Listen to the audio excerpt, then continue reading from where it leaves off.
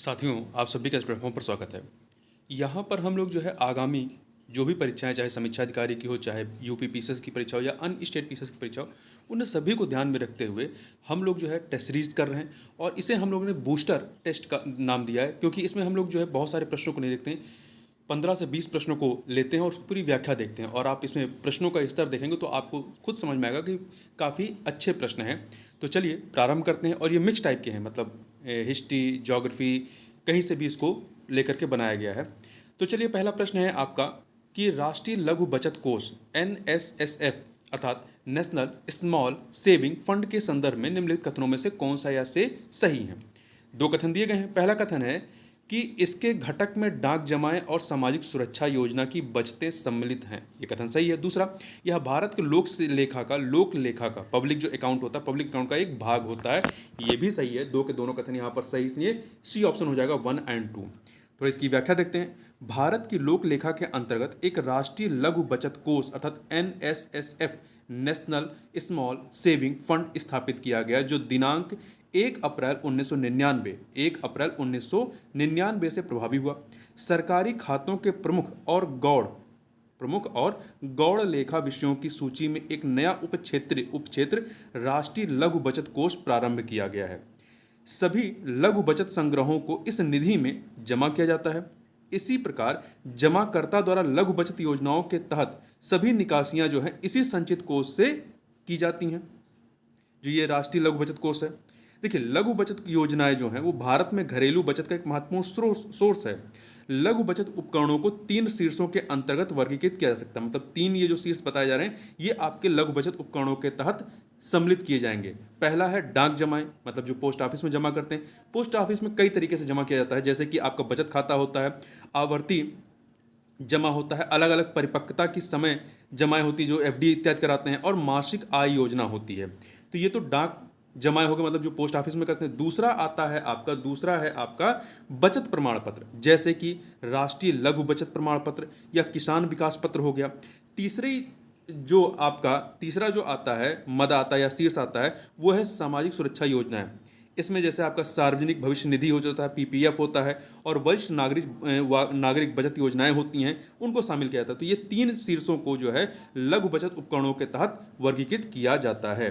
अब अगला प्रश्न देखते हैं। राष्ट्रीय आपातकाल के संदर्भ में निम्नलिखित में से कौन सा प्रावधान 44वें संवैधानिक संशोधन अधिनियम द्वारा नहीं लागू किया गया था। यहाँ पे 4 चीजें दी गई हैं, ठीक है। पहला है आंतरिक अशांति शब्द का सशस्त्र विद्रोह से प्रतिस्थापन। ये 44वें संविधान संशोधन के माध्यम से ही किया गया था। इस संशोधन अधिनियम के माध्यम से आंतरिक अशांति, जो पहले आंतरिक अशांति शब्द था, शब्द का सशस्त्र विद्रोह से प्रतिस्थापन किया गया 1978 में, ठीक है। क्योंकि जो 1975 का आपका आपातकाल लगाया गया था वो आंतरिक अशांति के नाम पे लगाया गया था। उसके बाद ये कहा गया कि नहीं, आंतरिक अशांति नहीं, सशस्त्र विद्रोह के जब की संभावना हो गया, सशस्त्र विद्रोह का, तब आप राष्ट्रीय आपातकाल लगा सकते हैं, ठीक। दूसरी चीज कि राष्ट्रपति द्वारा अनुच्छेद 352 के अंतर्गत आपातकाल की घोषणा तभी की जा सकेगी जबकि कैबिनेट लिखित रूप में राष्ट्रपति को ऐसी अनुशंसा करे। तो यहाँ पे आप सी विकल्प पढ़िए, तो सी विकल्प में क्या है, राष्ट्रपति द्वारा घोषणा केवल कैबिनेट की लिखित अनुशंसा पर की जा सकती है। तो ये भी 44 के द्वारा आया, पहला भी 44 के द्वारा आया, ठीक है। अब आप देखें इसमें और क्या प्रावधान होता है। आपातकाल की घोषणा को संसद के दोनों सदनों द्वारा जारी किए जाने की तिथि से 1 माह के भीतर अनुमोदित किया जाना चाहिए, जबकि मूल रूप से क्या था, मूल रूप से था कि संसद द्वारा अनुमोदन के लिए अनुमति अवधि जो है 2 माह थी, 2 माह में अनुमोदित करना था। अब इसको 44वें के माध्यम से क्या किया गया, 1 माह के अंदर अनुमोदित होना चाहिए, ठीक। अगली बात देखिए, यदि संसद के दोनों सदनों द्वारा अनुमोदित किया जाता है, ठीक है, दोनों सदनों के द्वारा, तो आपातकाल 6 महीने तक जारी रहता है और प्रत्येक 6 महीने पर 6 महीने के लिए, अगले 6 महीने के लिए संसद की स्वीकृति के साथ इसे अनिश्चित काल तक 6 महीने पे बढ़ाया जा सकता है, ठीक है। तो यहां ध्यान रखिएगा, जो डी वाला है, संसद किसी भी सदन में विशेष बहुमत द्वारा इसको जारी रखने हेतु अनुमोदित करना होता है। तो देखिए, आपातकाल की घोषणा, उद्घोषणा या उसकी निरंतरता को मंजूरी देने वाले प्रत्येक प्रस्ताव को संसद के प्रत्येक सदन द्वारा विशेष बहुमत का मतलब क्या हुआ कि उस सदन की कुल सदस्यता का, जैसे 252 है तो उसका बहुमत होना चाहिए, कुल सदस्यता का बहुमत, और उपस्थित एवं मतदान में भाग लेने वाले सदस्यों का 2/3 बहुमत से पारित किया जाना चाहिए, ठीक है। तो यहाँ पर डी वाला भी सही है 44 के द्वारा।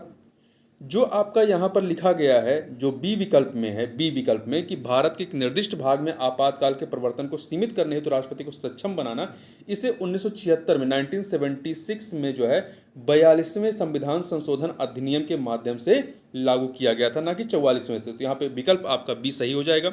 अगला है, भारत में धार्मिक प्रथाओं के संदर्भ में तेरापंथी संप्रदाय संबंधित है किससे? जो तेरापंथी संप्रदाय है, ध्यान रखिएगा, ये जैन धर्म से, जैन धर्म में भी आपको दो भाग दिखाई पड़ते हैं, श्वेतांबर और दिगंबर। तो ये जो श्वेतांबर जैन होते हैं उसी संबंधित है आपका तेरापंथ या तेरापंथी संप्रदाय जो है श्वेतांबर जैन धर्म से संबंधित है। ठीक है, तेरापंथी उपसंप्रदाय स्थानक वासी से उत्पन्न हुआ है। तेरापंथी उपसंप्रदाय की स्थापना स्वामी भीखड़ जी महाराज, भीखड़ जी महाराज है, भीखड़ जी महाराज ने की थी। अब अगले प्रश्न की तरफ चलते हैं। अगला प्रश्न है 4 नंबर क्वेश्चन है आपका। 4 नंबर क्वेश्चन क्या है कि डीप ओशन मिशन के संदर्भ में निम्नलिखित कथनों में से कौन सा या से सही है? 2 कथन दिए गए हैं। पहला, यह पेट्रोलियम और प्राकृतिक गैस मंत्रालय की पहल है। नहीं, ये कथन गलत है, क्योंकि ये पृथ्वी विज्ञान मंत्रालय की पहल है। डीप ओशन मिशन पृथ्वी विज्ञान मंत्रालय की एक पहल है जो कि गहरे महासागर के अन्वेषण हेतु है। ठीक, तो पहला गलत होगा। दूसरा, इसका उद्देश्य हिंद महासागर के बेसिन से शेल गैस का निष्कर्षण करना। नहीं, यह अभियान गहन सागर उत्खनन, जलमग्न वाहन, जलमग्न रोबोटिक्स और सागरीय जलवायु परिवर्तन परामर्शी सेवाओं पर संकेंद्रित होगा। यहाँ पर सेल गैस के निष्कर्षण की बात नहीं की गई, तो इसलिए दूसरा कथन भी गलत हो जाएगा। पहला गलत, दूसरा गलत, इसलिए कोई भी सही नहीं है, डी विकल्प हो जाएगा। देखिए, डीप ओशन मिशन में जो प्रमुख योजना है, महत्वपूर्ण 2 हैं। पहला है ज्वारीय ऊर्जा द्वारा संचालित एक लवणीकरण संयंत्र स्थापित करना। दूसरा, एक पनडुब्बी वाहन जो कम से कम 6000 मीटर मतलब 6 किलोमीटर गहराई में समुद्र के तक अन्वेषण संबंधी कार्य कर सकता हो। अगला प्रश्न, निम्नलिखित में से किस क्षेत्र को पृथ्वी का तीसरा ध्रुव कहा जाता है? 4 विकल्प हैं, हिमालय, हिंदू कुश पर्वत श्रृंखला और तिब्बत का पठार। दूसरा है मध्य साइबेरियाई पठार। तीसरा है ग्रीनलैंड। चौथा है अंटार्कटिका। तो यहाँ पर आपका जो पहला विकल्प है हिंदुकुश, हिमालय, हिंदुकुश पर्वत श्रृंखला और तिब्बत का पठार, ये आपका दक्षिण चाइना के दक्षिण में और भारत के उत्तर वाला हिस्सा है। ठीक है, अवस्थित है यहाँ पर। इसे ही थर्ड पोल कहते हैं, थर्ड पोल कहा जाता है। इस क्षेत्र में हिमालय, हिंदुकुश पर्वत श्रृंखला और तिब्बत का पठार शामिल है। यह क्षेत्र अंटार्कटिका और ग्रीनलैंड के बाद तीसरा सबसे बृहद बर्फीला क्षेत्र है, जो लगभग टेक्सास और न्यू मैक्सिको, जो कि संयुक्त राज्य अमेरिका के राज्य हैं, टेक्सास और न्यू मैक्सिको को संयुक्त रूप से जोड़ दिया जाए तो उसके बराबर है। अगला प्रश्न है कि प्राय सुर्खियों में रहने वाला पिनाक क्या है? तो यहाँ पे 4 विकल्प हैं। एक पनडुब्बी रोधी टारपीडो और अनुसंधान वाहन है, नहीं। एक एयरक्राफ्ट कैरियर है, नहीं। एक multi barrel rocket launch MBRL प्रणाली है, जो कि आपकी भारतीय सेना के द्वारा इस्तेमाल की जाती है। उसका विकास DRDO ने किया था। तो आपका सी विकल्प सही है आपका। ठीक है, अगला है अहमदाबाद मिल हड़ताल के संदर्भ में निम्नलिखित कथनों में से कौन सा या से सही है? 2 कथन दिए गए हैं। तो देखिए, पहला, श्रमिकों को संकट के समय दिए जाने वाले प्लेग बोनस को बंद करना मिल हड़ताल का प्राथमिक कारण था। बिल्कुल सही है। दूसरा, यह भारतीय राष्ट्रीय आंदोलन में गांधी जी के प्रथम भूख हड़ताल थी। ये भी सही है। 2 के दोनों कथन यहाँ पर सही है। ये आपका अहमदाबाद जो मिल हड़ताल होता 1918 में होता, 1917 में चंपारण हुआ था, ये तीसरा था। आपका पहले चंपारण होता, फिर खेड़ा होता, फिर आपका अहमदाबाद मिल हड़ताल होता है। इसमें क्या था कि जब प्लेग वहाँ फैला था, तो प्लेग फैले के समय 20% बोनस दिया जा रहा था श्रमिकों को। बाद में उसे वापस ले लिया जाने लगा, तो श्रमिकों ने कहा कि महंगाई बढ़ गई, इसलिए इसको वापस नहीं लिया जाना चाहिए। इसी को लेकर के मतभेद था, दोनों पक्षों में विरोध था। इसी को लेकर के गांधी जी ने क्या किया था? भूख हड़ताल किया था। आगे चलते हैं। अगला प्रश्न है कि अत्यधिक ऊर्ध्वाधर दाब प्रवणता के बावजूद हम तीव्र ऊर्ध्वाधर पवनों का अनुभव नहीं करते हैं। इसका संभावित कारण क्या हो सकता है? तो इसमें से देखिए, पहला, क्षैतिज पवन संचलन पवन की ऊर्ध्वाधर गति को बाधित करता है। नहीं, गलत है, ये वाजिब कारण नहीं। दूसरा, ऊर्ध्वाधर दाब प्रवणता, ऊर्ध्वाधर मतलब वर्टिकल दाब प्रवणता जो है वो सामान्यतः लगभग बराबर किंतु विपरीत गुरुत्वाकर्षण बल द्वारा संतुलित होता है। मतलब जितना ऊपर आपका ये दाब प्रवणता है, उतना ही, चूंकि ये वर्टिकल है तो इसके नीचे की तरफ क्या होगा? ग्रेविटेशनल फोर्स लगेगा, तो ये इसे संतुलित कर देता है, गुरुत्वाकर्षण बल। तो यहाँ पे बी विकल्प आपका सही उत्तर है। अगला है, भारत के आधुनिक इतिहास में कोया विद्रोह, जो कि सन याद रखिएगा 1879 टू 1880, मतलब 1879 से लेकर 1880 के मध्य में ये कोया विद्रोह होता है, के संदर्भ में निम्नलिखित कथनों में से कौन सा या से सही है? पहला, इसका नेतृत्व अल्लूरी सीताराम राजू ने किया था। नहीं, गलत है, क्योंकि अल्लूरी सीताराम राजू जो है रंपा विद्रोह के नेतृत्व करता थे, न कि कोया विद्रोह के। दूसरा, यह छोटा नागपुर पठार के क्षेत्र में केंद्रित था। नहीं, ये भी गलत है। ये छोटा नागपुर पठार क्षेत्र में नहीं था, यह आंध्र प्रदेश, वर्तमान के आंध्र प्रदेश के पूर्वी गोदावरी क्षेत्र में कोया विद्रोह हुआ था 1879 टू 1880 में, जिसने उड़ीसा में कोरापुट जिले के मलकानगिरी क्षेत्र के कुछ हिस्सों को भी प्रभावित किया था। इसका नेतृत्व प्रमुख कोया नेता टोम्पा शोरा, नाम याद रखिएगा, जो कोया नेता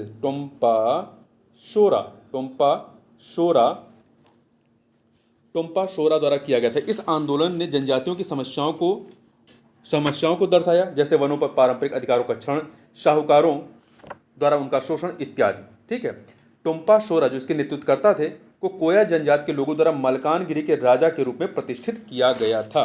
तो यहाँ पर आपका पहला गलत है, दूसरा गलत है, तीसरा वाला सही है, इसलिए बी विकल्प हो जाएगा। 10 नंबर क्वेश्चन देखते हैं। 10 नंबर क्वेश्चन क्या है कि क्षुद्र ग्रह खनन एस्ट्रॉयड माइनिंग के संबंध में निम्नलिखित कथनों में से कौन सा ऐसे सही है। आपके 3 कथन है। पहला, यह क्षुद्र ग्रहों से कच्चे पदार्थों का दोहन के संदर्भ में, सही बात है। दूसरा, क्षुद्र ग्रह की संसाधन क्षमता का विश्लेषण क्षुद्र ग्रह की सतह से परावर्तित प्रकाश के माध्यम से किया जा सकता है, बिल्कुल सही है। पहला सही, दूसरा सही। तीसरा, भारत हाल ही में मंगल और बृहस्पति के मध्य स्थित क्षुद्र ग्रह पट्टी से प्लेटिनम का सफलतापूर्वक खनन करने वाला पहला देश बन गया, बिल्कुल गलत है।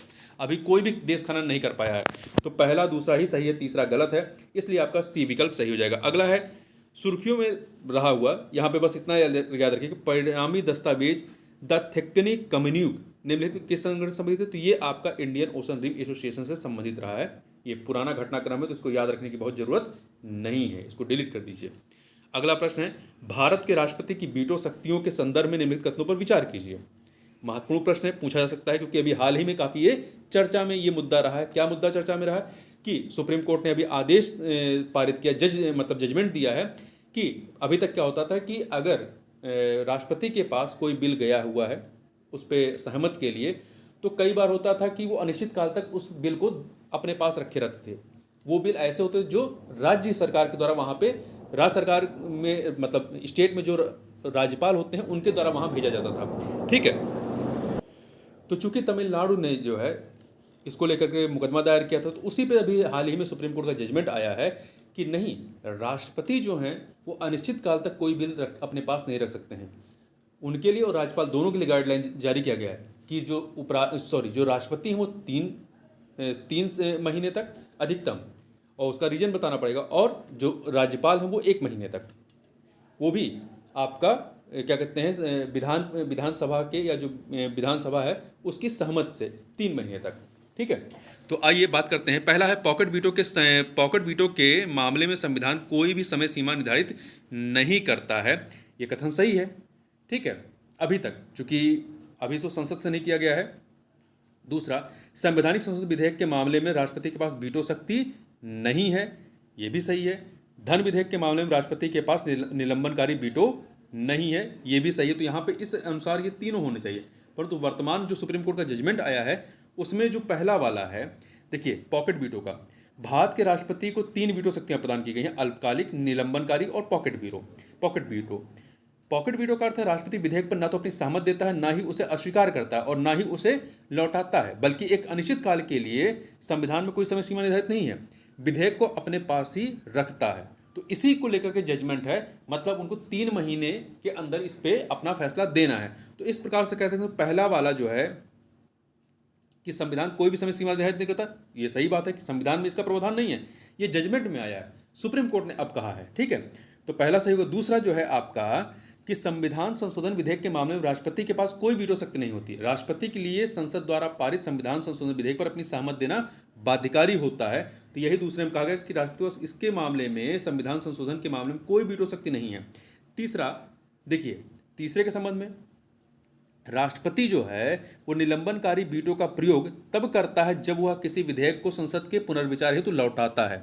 हालांकि यदि संसद द्वारा विधेयक को बिना किसी संशोधन के अथवा संशोधन के साथ पारित कर राष्ट्रपति के पास वापस भेज दिया जाता है, तो राष्ट्रपति के लिए उस पर अपनी स्वीकृति देना बाध्यकारी है, और राष्ट्रपति धन विधेयक के मामले में इस शक्ति का प्रयोग नहीं कर सकता, मतलब धन विधेयक को वो वापस पुनर्विचार के लिए नहीं लौटा सकता। तो यही कहा गया कि धन विधेयक के मामले में राष्ट्रपति के पास निलंबनकारी वीटो नहीं है, इसलिए 3 के तीनों कथन यहाँ पर क्या है आपके सही हैं। ठीक है, तो इस वीडियो में बस इतना ही, मिलते हैं नेक्स्ट वीडियो में, तब तक के लिए बहुत बहुत धन्यवाद।